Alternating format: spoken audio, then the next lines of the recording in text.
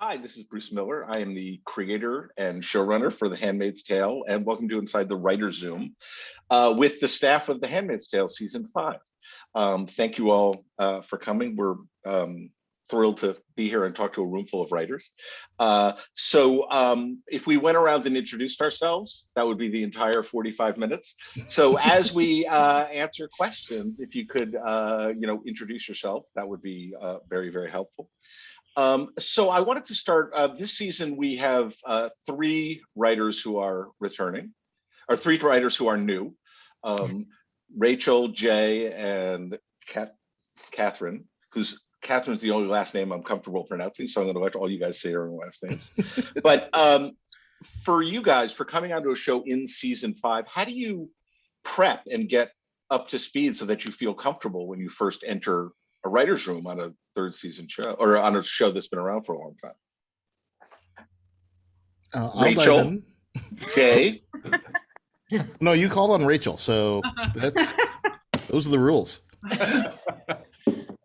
Well, for this show in particular, obviously, I watched all the episodes again. I'd seen most of them already, but I wanted to make sure they were fresh in my mind, especially the last season. And it was good. You know, I had actually started watching Handmaid's Tale as soon as it began in 2017, right? And I loved it, but I was also extremely pregnant.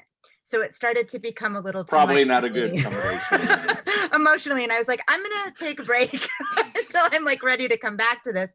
And then when I did, I loved it. And I was so excited about coming on. So I rewatched the episodes. You know, I feel like for me, what I like really try to internalize the most is sort of the tone of the show. You know, the way characters talk to each other, the kind of stories they tell, the atmosphere of it, because then I feel like you can start to kind of understand what the writers are thinking, almost more than just like the specific plot points. It's like, what does this show feel like? And what does it sound like? And how can I kind of try to match that? Also, Yahlin and Eric were kind enough to sort of prep me a little bit. We had a little 3 meeting, and Bruce was lovely about that as well. So we had a couple of little conversations prior to me coming on, which definitely made me feel very welcome and comfortable, which was lovely. You know, and then it's just, of course, my just fabulous ease with people and natural charm that arms me for any situation. Moving on to Jay. You know, what were there any different things that you did, and did you feel like it was successful when you got there the first day? Did you feel like you kind of knew enough about the show? I mean, I didn't do them that much different. I watched all the episodes. I wasn't as familiar with it, so it was a very heavy binge in like 2 weeks to watch 4 episodes of TV of the show, but I was really glad that I did. The other thing that I did, and I have to thank Deadline for this, is Deadline published your finale script. And so I was able to take a look at that before, so just to get a sense from... I'm going to sue them. But yeah. Yes.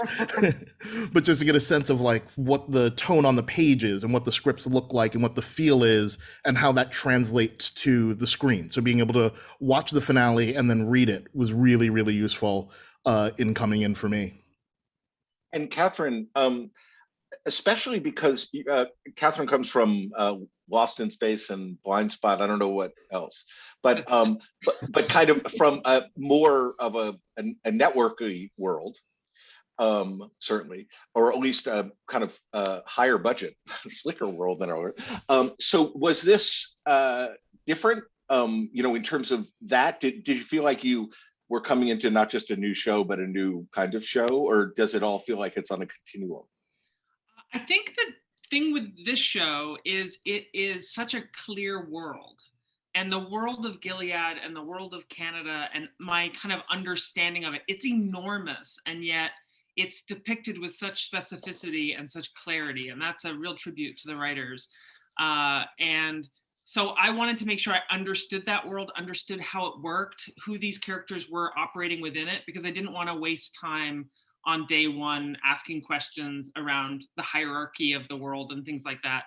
But also I really tried, just more than anything, I watched the show as such a fan, that bringing that excitement to certain turns in the show, to character moments that I loved, just remembering what the show was before I was writing for the show, I think was really critical for me to kind of bring something to the room that maybe would help us tell stories. Is like, oh, I remember that moment. Oh God, I was so heartbroken, or, I was so surprised, or, that kind of, watching and then trying to remember those moments.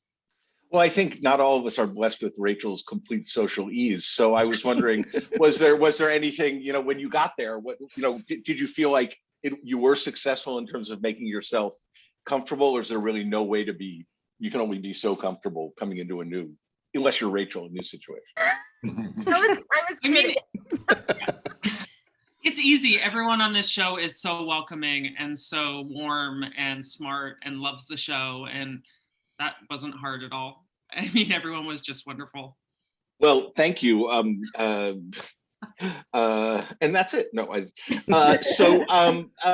next I wanted to ask Eric Tuchman, who is an EP on the show, and Ali Monroe, who's one of our new staff writers this first season on the show. A question about world building.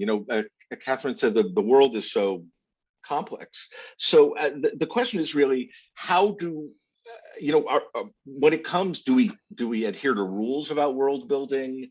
Are we working out of a Bible? I think we work a little more freely and not biblically, if you'll excuse the expression. But how do you guys?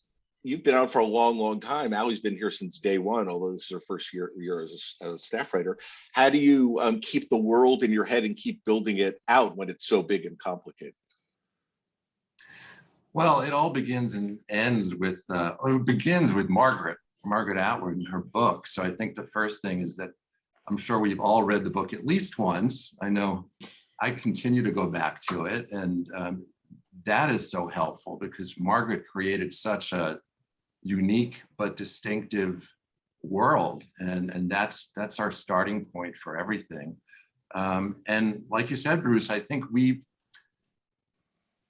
not made the rules up as we've gone along, but we've had a lot of freedom to establish the rules. And as we branch out from, for instance, the Boston area, we in season 2, we created the colonies, and that was mentioned in the book, but it was kind of up to us to dramatize and visualize what that looked like. So that just generated a lot of discussion in the room, and like anything on any show, you're just kind of letting your imagination take you, and you are. Well, you come from a few, Alphas and Eureka and Kyle XY that are sci-fi world building shows. Yeah. I know there's world building in every show. It doesn't have to be sci-fi, but were there lessons that you particularly learned in that arena that helped? Because those are worlds that have to be consistent as well, and they're not particularly tied to ours. That's true. I think the difference on Handmaids is that it's a very grounded show in our reality. On those other shows, they're sci-fi, so you can really do anything. But ours has to feel like it could happen in our world, and I think that's the big difference. It's not really a sci-fi show. It's what's the term they use for our show? I call it fi. It's fiction. That's it. Other than that, Speculative. Ali. Okay. So Ali, you really developed our system of keeping history. You were saddled with it and developed it, but how did that need present itself to you? And now that you're on the staff, do you think it was a good way to organize kind of the history of the show? It's really organized based around we ask you questions. It's being such a fan of the book, and I mean, like I've definitely read it like 5 times, and I would almost say more than world building, because though I hopefully have answered questions well, I don't have a very good memory, so it's more tone building to me. So the Bible that like I built was more just like go like all the little like things that they say in the book, like go in grace, and we sort of build on that the most, and so that it just like it sounds right, like more than a world tone. And do you feel like that that groundwork has helped you feel like part of the world, or do you feel like an outsider, a builder, more than someone who's habitating that world? It really, I mean, I was the script coordinator for seasons 1 through 3, and just like reading the scripts over and over and over again, I thought I wanted to be a comedy writer when I started on this show. So it was, this isn't comedy. I went the other way, but it was because everyone was so lovely, and I was like, oh well, if this is what drama rooms are like, then I guess I actually want to work in drama. But it's so just like reading it over and over again was really world and happening, and stuff. I don't really feel like a builder, more of like a absorber. So Jacey and Yahlin, I wanted to ask you guys about, the Handmaid's Tale as a show. It deals with some pretty dark stuff. And although Yahlin, you've been on very many shows that have lots of different tones, and Jacey, you've worked on a lot of different shows that have different tones. Certainly Westworld and Person of Interest have very different tones. Is there something about kind of the way we work on the stories and stuff that creates an environment where you feel like where people can talk about not just about these things, but about their personal relationship with these things, with rape and abuse and trauma and misogyny and all of those things? How do we create a world where we can actually dig around in that foundation, Yahlin? Well, first of all, you do a great job, Bruce, of really creating a safe space in the room, and that's like an overused term. But the moment I joined in season 2, I just felt it. I could just feel that this was a place where people were supporting each other and listening to each other. And and I remember thinking like, God, this is a model for how all writers' rooms should be run, because I'd been in a whole bunch of writers' rooms. I'd, staffed for over a decade, well over. There are just little things like every time everyone listens to everyone, and whenever anyone pitches anything, they acknowledge the pitch that came before, and they say, what I really liked about that was XYZ. Wow, I think we can build on that as XYZ. The other cool trick was that when people pitch ideas, if you don't like them, you don't have to say that you don't like the idea. Like, it just doesn't, like, I feel like sometimes in other writers' rooms, people will say, no, that doesn't work because XYZ. And if it's like, if it's an idea, 100 ideas get pitched, and if it's an idea that everyone gets excited about, you're going to keep talking about it. And the ideas that people aren't excited about, you just sort of stop talking about them, but you don't have to say why they don't work, So I feel like this is one of these, I think like legendarily good rooms, where people are just kind, and it's, and warm. And yes, it's really safe and supportive.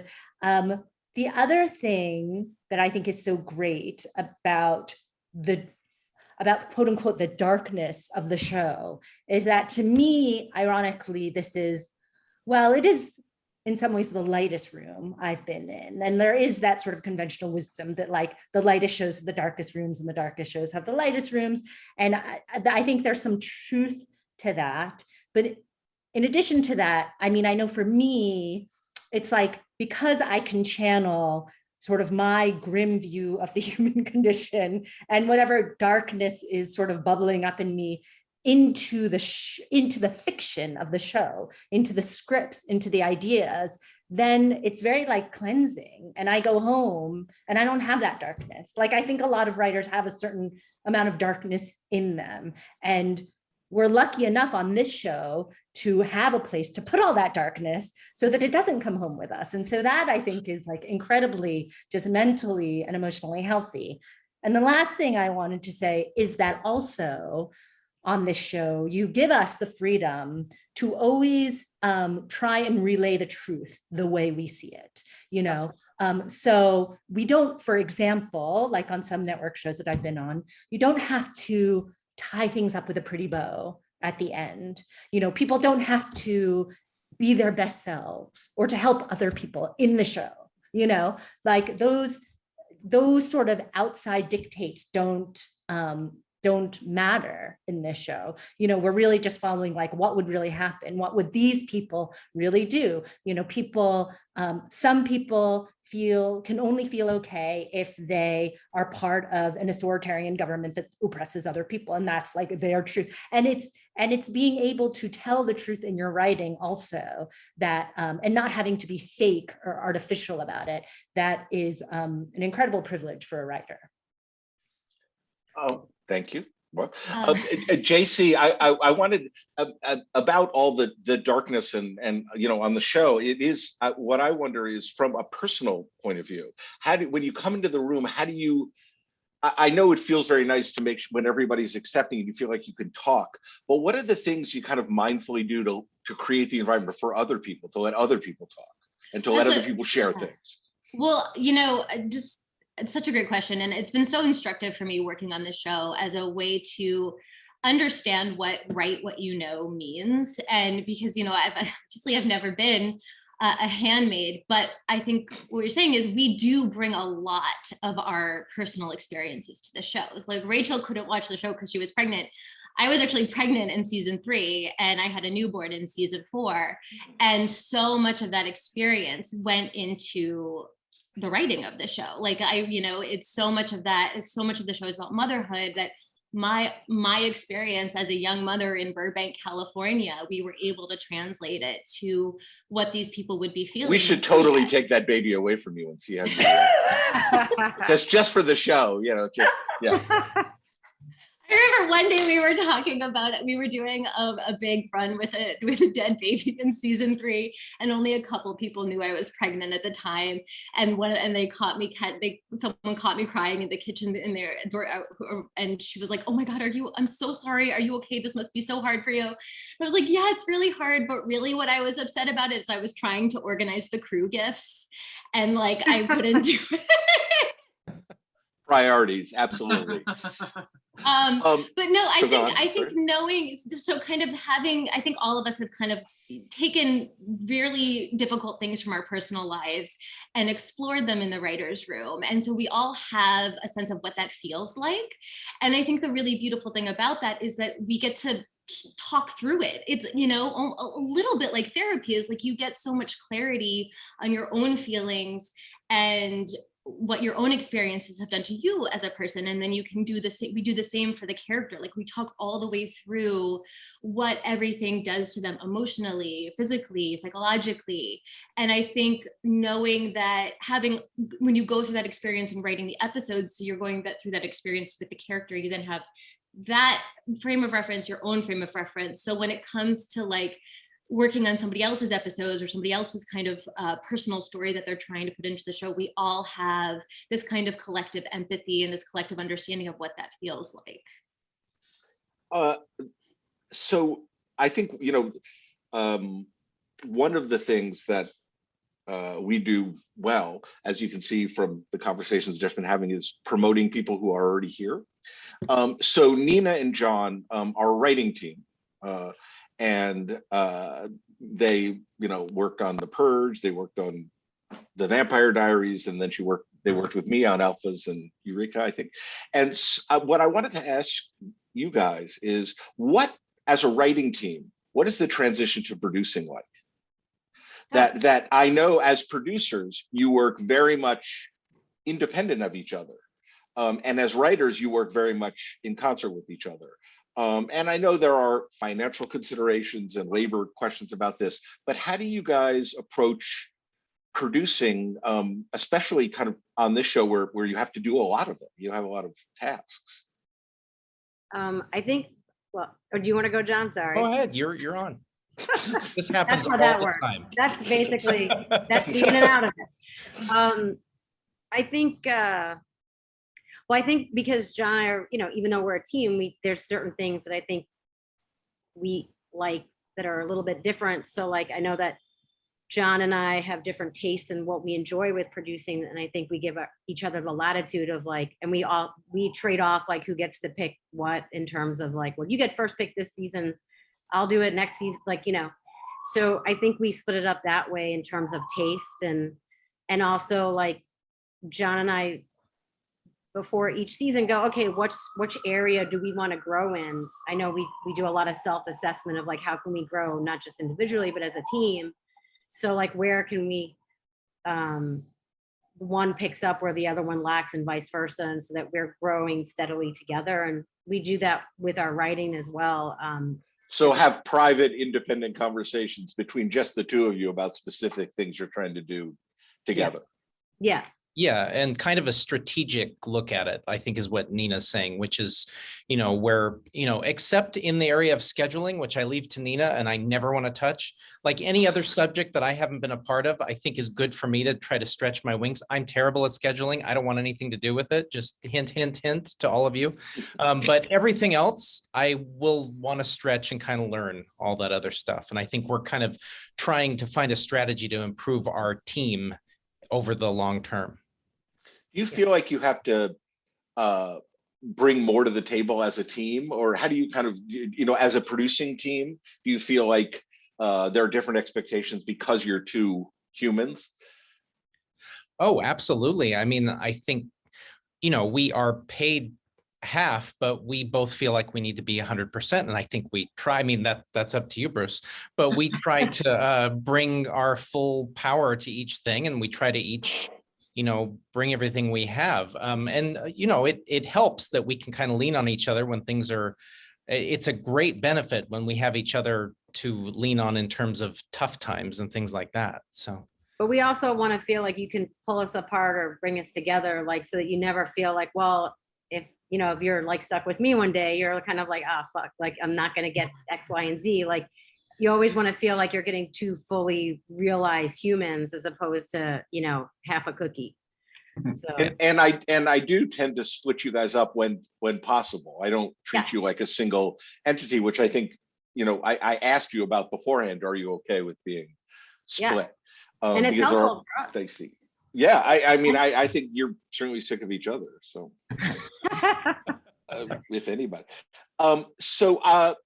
Eric and Rachel, I wanted to ask you guys about something about breaking the characters. We have, lots of characters who are in moral gray areas. So, is there a conscious balance in your head, or something you're trying to impose on the room to make sure people are balanced on the sides of good and evil? Is there a balance that goes on in your head? Or where do you get kind of their moral compass from? Is it from yourself, or is it from, are you, deriving it from the way the room sees that person?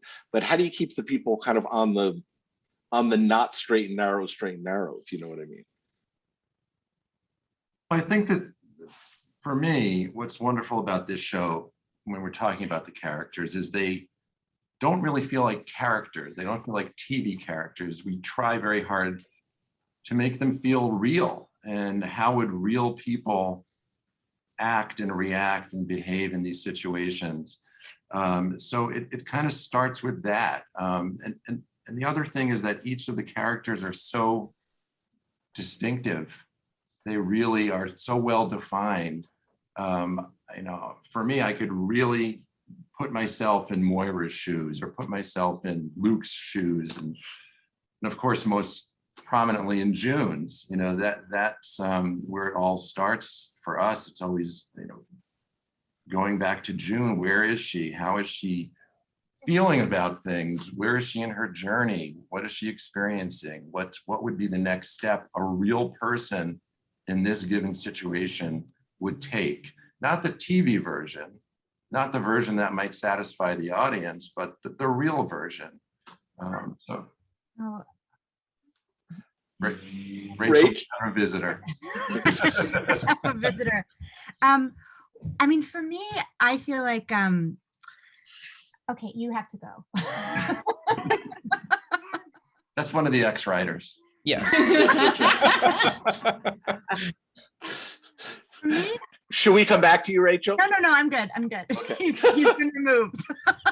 He's been killed. I feel like, for me, I think what I really try to think about is less in terms of like a sort of conscious moral balance of, than to just really try to identify what each character wants more than anything, and what they're willing Make sure they don't get that, and then you got the show.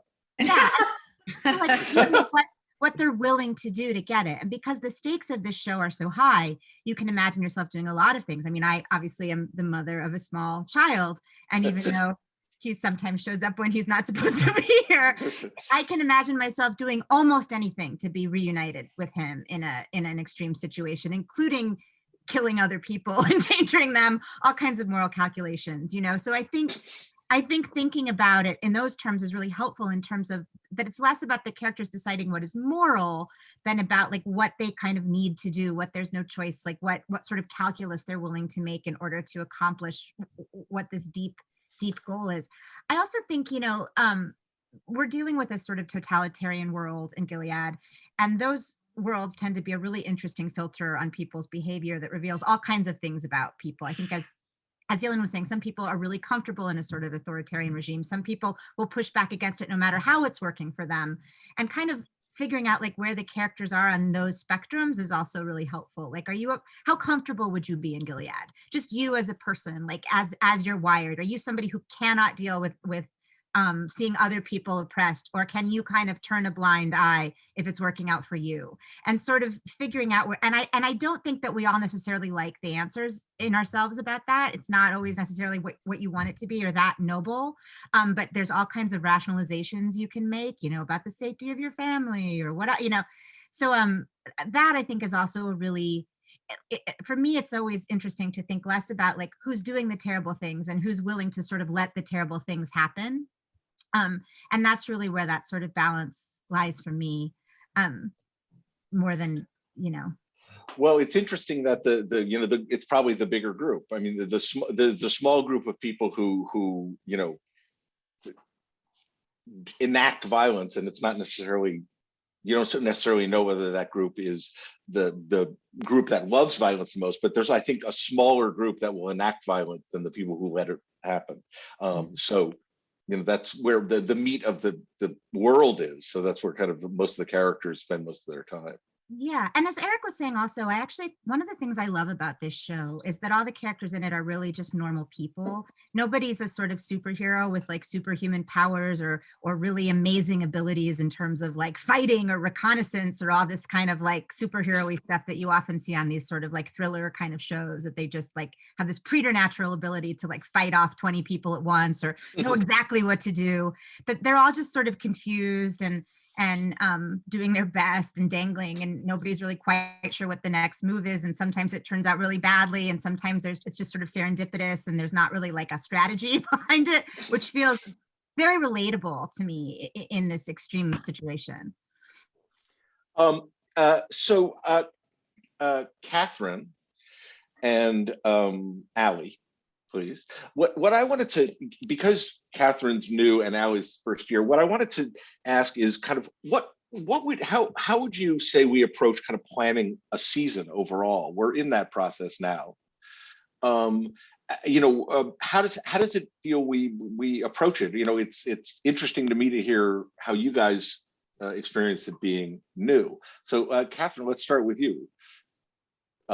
Great haircut, by the way. Thank you. Thank you. I just want you to say something nice. Now you go ahead. It's kind of one of those best case scenarios where we just talk about the characters and how they feel and what their emotional state is. And in the discussion and the different perspectives and the kind of things people like, the kind of the things that are sticky or the things that are complicated, all of those discussions, once, we kind of get in, it seems like you then not know where you're going because you know where you're starting. And that emotional discussion has proven to be far more important than what pieces of the plot move here and there and what's going to happen, and that stuff comes, but we're enjoying I know I am anyways, just the incredible depth of character conversations and relationships between different characters, some who you don't see often together on screen and some who have a long history together, some who you've seen in little bits here and there. That character discussion seems to be, and it's very idyllic. It's like how you want a room to work, which is you put that stuff first, and once you agree on that, then the rest can be decided. So now is it being a fan of the show, seeing the result, and being a writer, is that process what you expected it was going to be when you got in the room, or did you expect, us to be jousting? No, it's not. To be honest, it's what my experience of the show watching it was that I just agreed with so many of the creative choices. As someone enjoying it as a fan, I was surprised by moments. Like, if you can surprise television writers, that's like sometimes the greatest compliment, I think, because we know how hard it is to do that.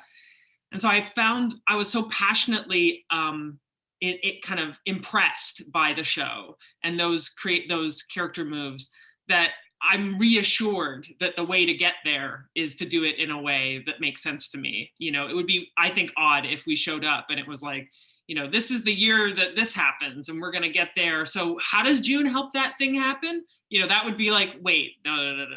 So I feel like it makes a lot of sense to me. I'm imagining it's always been this way, but I can't speak from experience. Allie would know more. Well, my next question for Allie is just that, you've been involved in this process very closely for a long time. This is the first time you are officially a staff member, but I think that in the past you've been contributing, in the same manner and felt encouraged to contribute. But how do you feel about the way the show is broken? What do you at the very beginning, what do we do? How do we see what the season's going to be? For God's sakes, tell me, because I don't have any idea how this happens. Well, you start with June, and then you decide where she wants to go as a character, and then you think about what her season arc is going to be usually, and then you decide how the other characters are going to interact with June. And then we're missing our beloved character cardboard because we're on Zoom, but usually we have little, I would say we probably do like 5 to 10 cards per the main cast of characters for like big things that we feel like the characters want to do or are thrown in their way that season. And usually by the end of the season, I would say we're keeping like 60 to 70% of those things that we've put up at first. So you feel like it's a pretty good ratio of conversations that really stick to things that end up on television? That would be my experience. Okay, well, that's good to know. Thank you. So Jay and Nina. So what I wanted to ask you guys is, being relatively in the kind of mid-level writers, what kind of basic skills would you say people should try to have in their pocket when they start out? I mean, what are the things that now that you're looking back, you think are there basic room skills? Are there basic writing skills? Are there basic drama skills? What are the things that you want people to have in their pocket if you kind of met Allie coming in and you said, oh, this is going to be someone great? What do you want them to have? So Jay, why don't we start? All right, I guess I'll start because you picked on me, and that's how that works. I mean, the skill that the skill that I feel like has served me the most is just being able to listen and like listen to where the room is, listen to what ideas are generating excitement, listen to what people are talking about and the feel of things, especially coming into a show that is really established and has a really established tone and vision of it, is mostly just like listening and with that, sort of checking your ego at the door and realizing that it's not about me. I'm not here to solve all the problems. You're an Emmy nominated and winning show. Like, I'm not going to fix anything coming in here. It's, so it's just sort of like, what can I bring to the table? Where can I help? Where can I pitch in? And where can I build on ideas? And just accepting that, like, I don't have to have the answer to everything. Just enough things to keep my job. And where do you find you get advice in a Zoom world from people who are already on the staff, or guidance? I mean, if I was in the office and if you were in the office, and if I was a new writer in the office, you just kind of, by talking to people, you kind of get a sense of what skills to bring to bear. So how do you do that when you're not in the same space as people. It's interesting you paired me here with Nina, and this will be a nice segue. Is that one? It turned out, once I signed on, that Nina and I had a friend in common, and we discovered that via Instagram, and so we've been like Instagram DMing back and forth, just sort of like, here's an interesting post, and here I like your post and you like mine, and then also talking about the show and like getting to know each other, and that's been really nice. It's been really nice to have someone to sort of talk to like as a person and not just sort of about the show and not within the boundaries of the few times I'm in the office. It's you are at work and you're always remembering that. But when I'm sitting on my couch and I just get a nice little message from Nina, that's a real nice thing. I hope it's nice for Nina. Same. Oh my God, you're awesome. Well, Nina, I mean, I think including the basic skills you think people should have, in your role as morale officer, and I think we all have that role, but what are you trying to do by reaching out to Jay? You're absolutely a veteran of this show. You've been here a very long time. So what are you trying to share with him or intuit from him when you're reaching out ahead of time? What are you trying to solve a problem, or like prevent him from having an uncomfortable entry, or are you just is it a social impulse? Well, I think what's really nice is that Jay, Katherine, and Rachel are super dope and awesome, and so I totally enjoy getting Jay's texts and all. It's awesome, and I think John and I had worked on a show previously when we were the new people in, and I think it's all about setting continuing the tone that you set in the room, which is familial, which is one of calm and peace and nurturing. And I think one of the worst things in the world for any writer is to feel uncomfortable in a space where you're already being vulnerable and you're already sort of exposing your soul and your heart and different things, especially on our particular show, and just extending the hand of family, because I know you guys are my family, and I'm very protective of that. And so I think for me personally, I'm always like, hey, come in the huddle. We're in the huddle. Who cares if you're new? You're a part of the team, and it doesn't matter if it was yesterday or 2 years ago or 4 years ago or whatever. And I think, you set that tone and you set that bar beautifully high. And I feel like we all strive to achieve that. And it's a beautiful thing, because I think it's the way it should be in writers' rooms, as Yahlin was saying. And it's a beautiful honor and wonderful to be a part of. And I want Jay and Rachel and Katherine and Allie, who's their first year, just everyone just to feel like comfortable so that they can bring their best self. Because I think creatively, when you feel at ease and you're okay, like you can be as creative and dynamic without feeling like you have to, be nervous and all of that. Well, I hope the philosophy of it is mercenary, not lovely.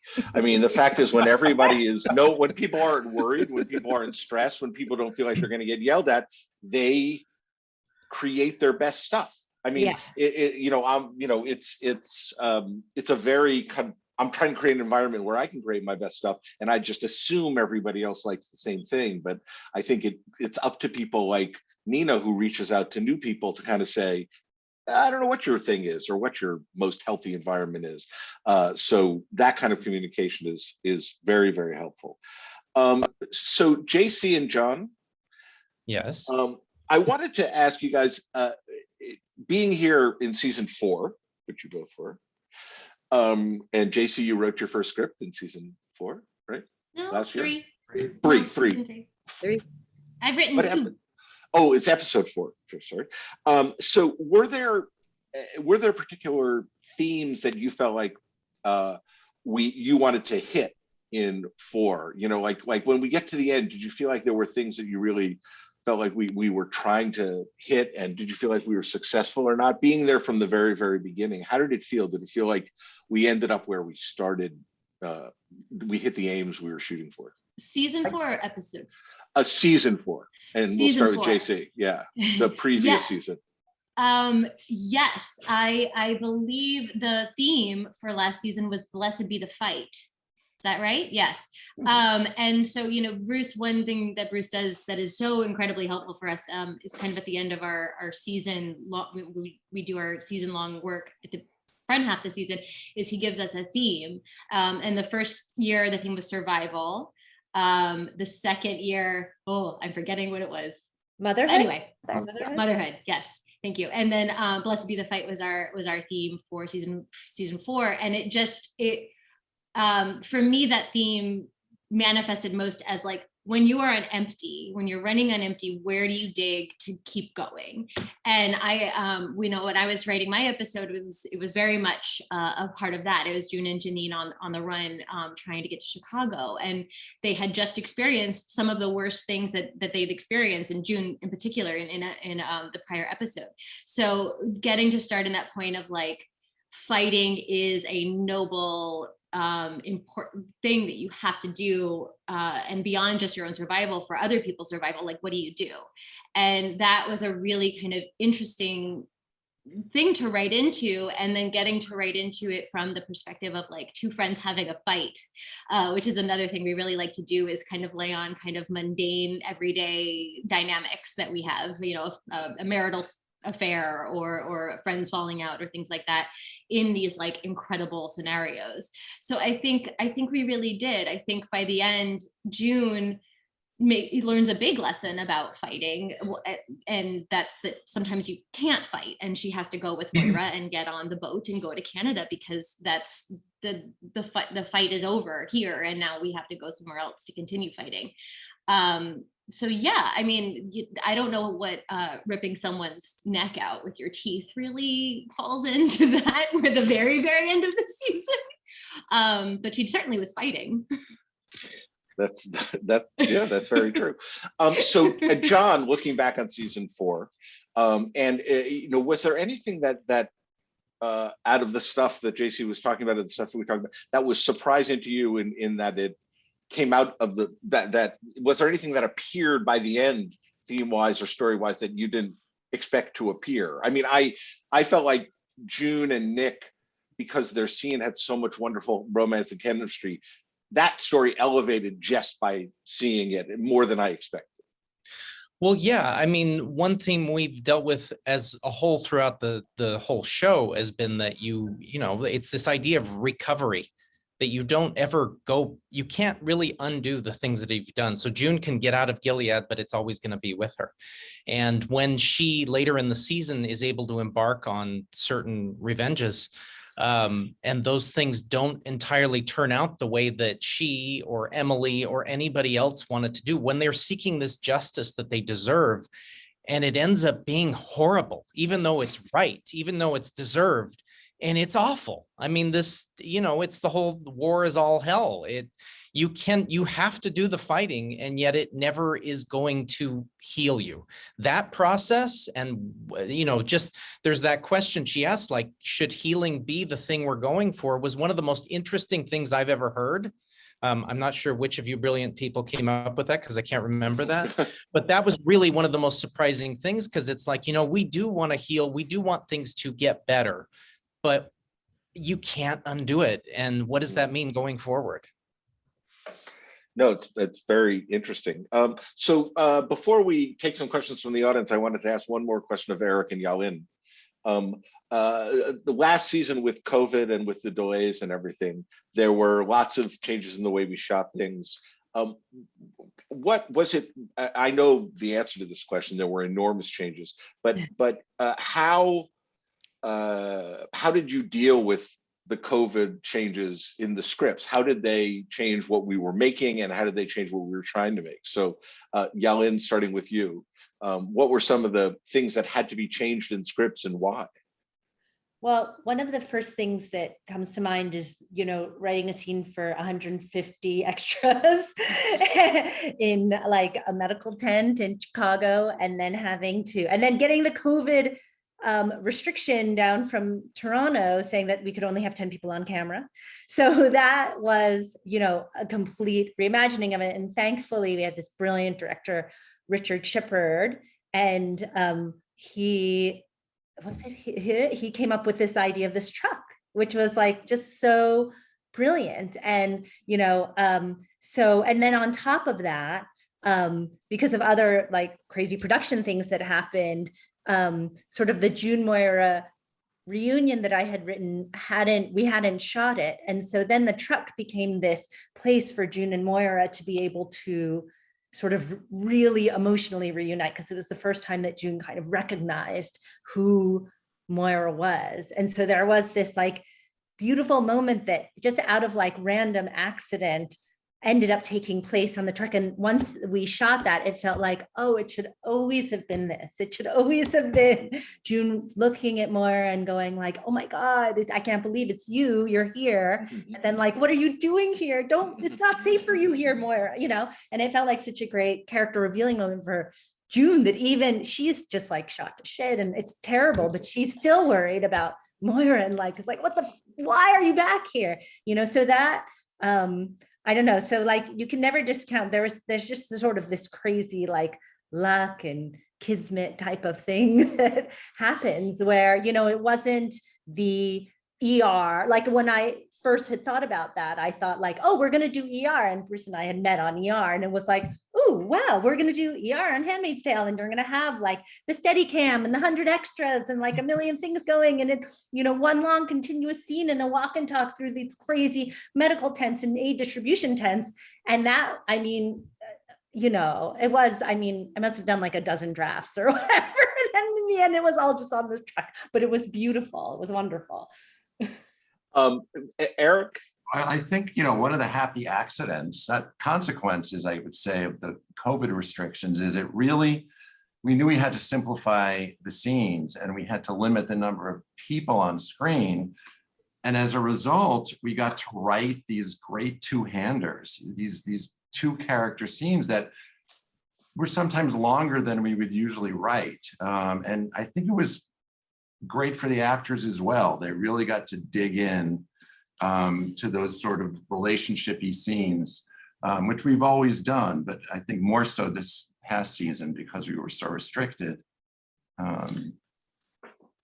Well, thank you guys. We now have some questions from the audience, which I will try to deal out. We have about 12 minutes left, so we'll try to be complete but quick so we can get as many as possible.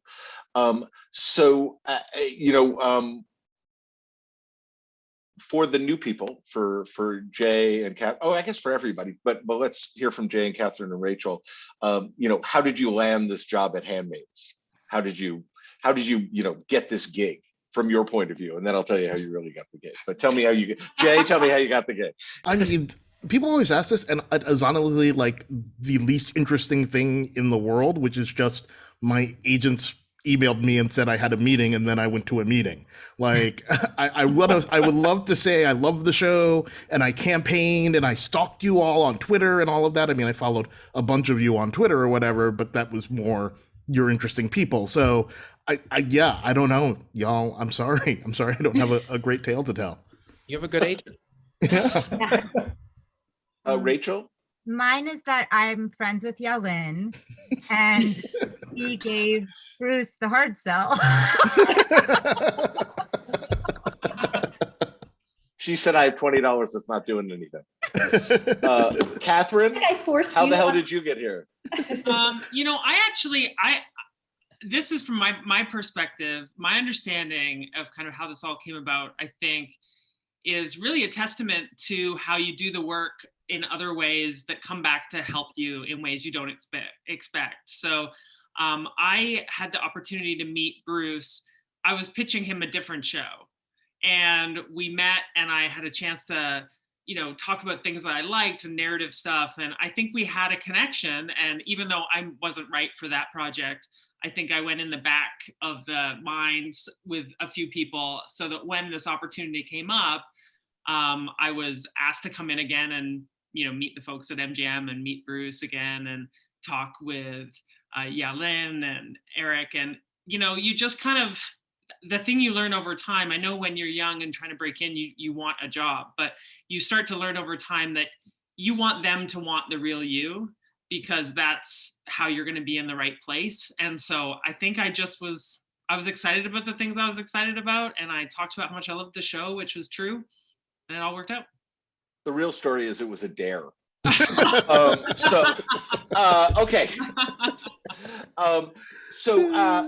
For Yahlin and Eric, did you intend the ending of season 4 to be so ambiguous? Yahlin, did you? Yes. I guess this is a question for me. Yeah. Yeah, it seems like a question for you. You wrote the finale. I love the idea. Did you intend it to be ambiguous? Is perfect. Because if I intended it to be something, it wouldn't be ambiguous. So did I tend to? No. I mean, and also a lot of what was done in the final scene was done by the actors. It wasn't intended by me at all. It was them digging around in the scene. So I think that, yes, when I edited it together, I intended it to be what it was and not necessarily something that was easy to understand.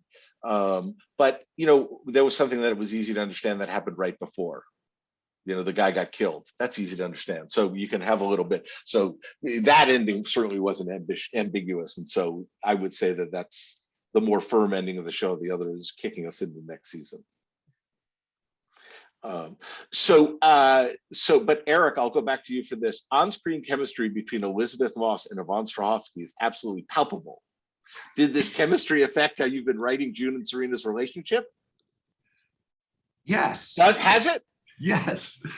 You know, again, one of the great things about writing on a show, if you're lucky enough to be in a show that's run a little, you know, more than one season, is you start to hear the actors in your head when you're writing. You start to hear them as the characters, and you also know what they do really well. On our show, they do so many things well. But Yvonne and Lizzie are so dynamic together, and they're so interesting together. Yeah, when I set out to write a scene for the two of them, they're kind of whispering in my ear. You know, you can't help but be influenced by what you're watching on screen. So the answer is yes. The answer is yes.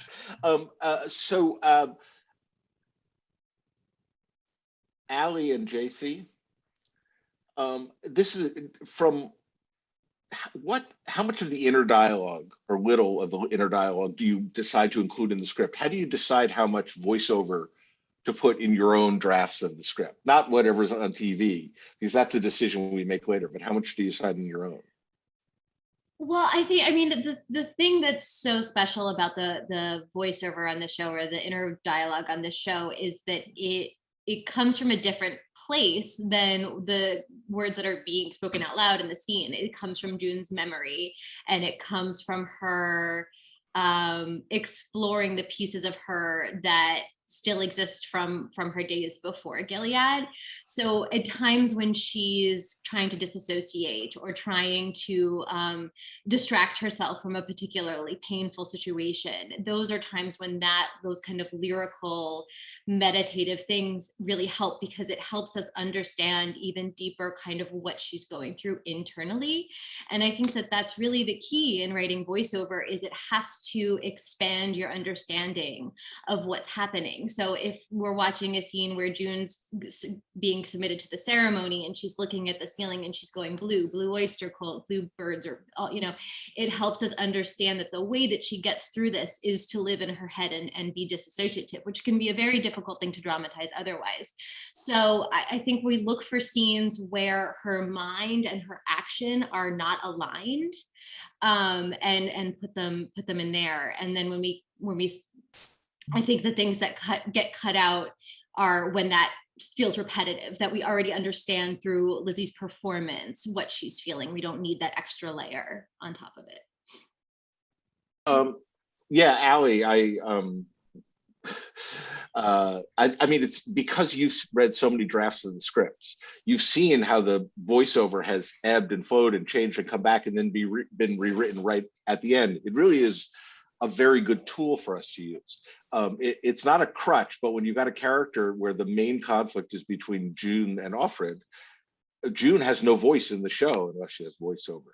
So Allie, from the point of view of seeing how much it changed, what is your thinking about how you use it for in your own drafts, your own scripts? Well, I haven't written any June VO yet, but I do find it was very interesting to me to watch it progress, because season 1 we used voiceover so much, and as June's made it through the show, and like when she was in the Lawrence house, she was a lot safer to speak her mind, so we pared the voiceover way down, and now in Toronto it'll be interesting to see if there are times when she's not able to say what she's thinking with these like people that are so close to her, because you would imagine, and so far what we've seen is that she hasn't needed to rely on her VO.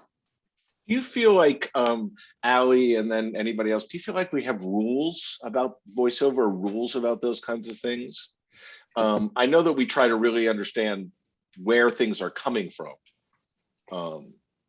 The big rule I can think of is like as little as like our scripts are very short, and our VO is very sparse, and so it's just like if you can cut it, always like nothing extra is what I would say the big rule is. It's just what you need. And I also think the other thing is the voiceover, we really try and capture the sound of the book. Yes. That's our way to really help keep the Margaret's words alive. I think a big chunk of the voiceover is pulled from the book. So we're almost done here, and one question has popped up in the guide, the questions that I wanted to ask, and just from anybody who would like to answer, how do you think we choose the writers on Handmaids? What do you think you guys all have in common? How do you think I think about it? What a horrible thing to have to ask. That's another question for you, Bruce. I think we all represent different facets of June. I get it? Am I right? I think my answer is you're all kind of joyfully curious. Pathologically, but joyfully curious. And I think that's kind of the big thing that you want, is like people you say, every time someone in this room says, "Oh, I got in a car accident on the way here," every other person goes, "What happened?" It's like a room full of people. All they want to do is hear the friggin' story. So that's what I, and also I like all of you people. So I hope that answers your question. But also, you have to spend a lot of time with people, and you have to have not only people who are comfortable talking about themselves, but comfortable getting interrogated after they talk about themselves. So you get to say the big, embarrassing, scary thing, like, "Oh, this happened to me in high school." And you got to actually be comfortable with everybody else going, "Okay, when you did that, what were you feeling?" And that's the creepy part. It's fine to have your big moment, but then you have to get in there, and you got to be comfortable and understand that everybody isn't doing it for prurient reasons.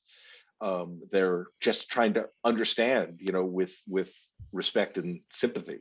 That's at least the way, I feel about how it sounds. So the level of respect you guys have for each other, which starts by letting each other talk and kind of, ends at the point of how you talk about each other's scripts, are all wonderful. Yahlin Chang was nominated for an Emmy this year. For writing the incredible episode 7 of the show, which is just a brilliant piece of writing, and the most amazing dismount off of a beam you've ever seen. She took a show that was set in Gilead and set it in Canada without you even noticing. So she did a brilliant job. So please vote for her twice. I don't know how I get out of this thing, but thank you so much for coming, everybody.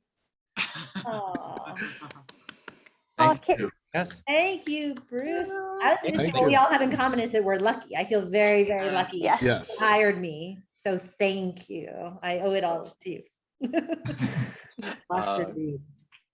Thank you, everybody.